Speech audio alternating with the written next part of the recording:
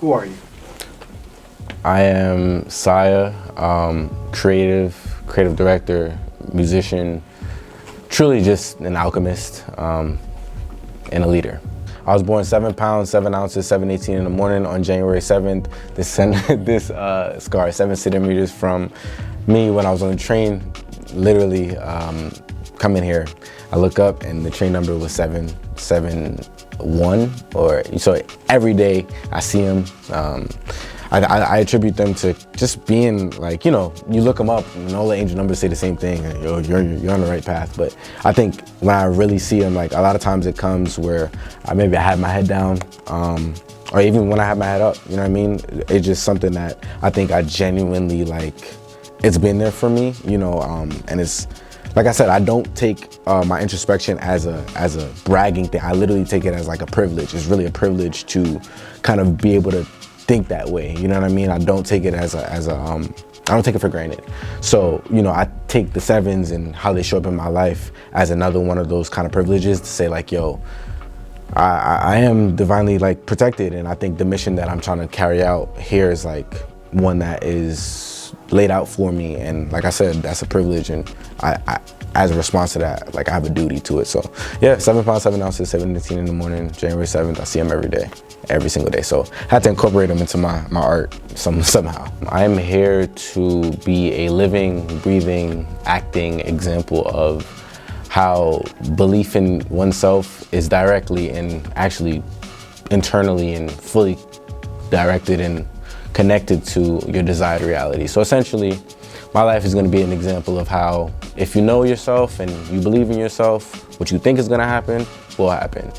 And alongside that, I think I'm here to lead people. I think I'm here to allow people to see that and be a living example of that, but also tell them that. What past experiences do you attribute to, like, I guess, your thought process to where you are now?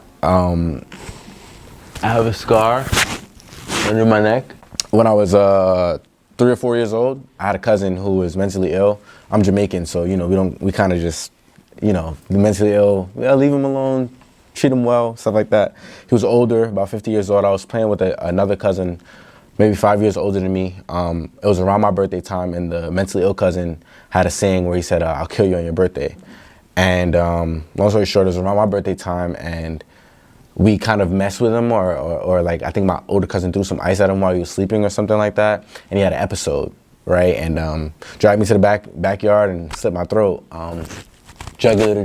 So this jugular had to be operated on, but I was 7 centimeters from death on this one. That one experience where most people would think trauma, that kills me, I think that literally gave me all the introspection that I have now. I think whatever you want to call it, I think at that moment I have like a spiritual memory of understanding, like someone attacking me but not feeling attacked.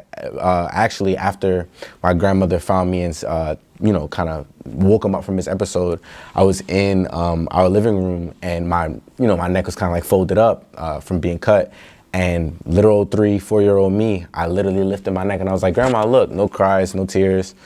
And I don't say that from a place of like, that's what I'm like brag, like that's what happened, you know? And I think I've taken that as a testimony and like a duty. I think I very much look at that as that introspection, or that gift of introspection, not just as a thing to brag about, but more of a thing to kind of take as privilege and a duty. So that's kind of like, you know, that's the event that kind of like led me to where I'm at now. I want to have a consortium of schools across the globe, preferably within anywhere between 7 to 13 of them. And that's one of my larger accomplishments that I really want. And by the end of my life, after, you know, artist and actor and leader and mogul, I want to retreat to the mountains and chill. You know, I just want to chill. I definitely have seen the destination. I think I'm more focused on, you know, being very much so integral and focused on the journey as well. Because if you just focus on the destination and you don't see the journey, you'll kind of veer off. So yeah, but the destination definitely is there for sure. I think that sometimes, I think as I grow, I get better at listening. Like, I think having introspection and having a large understanding of that introspection can make you know that voice so well that it's hard to always listen to other ones. But like I said, the privilege of that allows me to be enthusiastic about what other voices are saying because I hear mine so well. So I know other people have that same thing, you know? But I think as I grow, I learn to listen more. And I don't always think that, you know, the things that have happened in this year, 5 months in, are like fully my fault or anyone's fault. I don't believe in faults. I believe that, you know, one has, you know, their perspective and the other does as well. And sometimes that just doesn't clash. They don't end up in the same reality. But I think that listening for me can be, my grandmother always told me prevention is better than cure. So I think as I grow, I learn to listen more. And I think, you know, 5 months into the year, I think what the years taught me is that, you know, I just got to keep listening. To the person that you'll see in November, what do you want to say?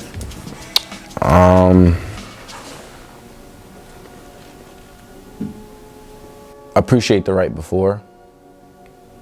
Understand that the right before is the truth. But know when you get to the moment that you're living that truth as well. And just stay steadfast and understand and listen. Listen. Yeah.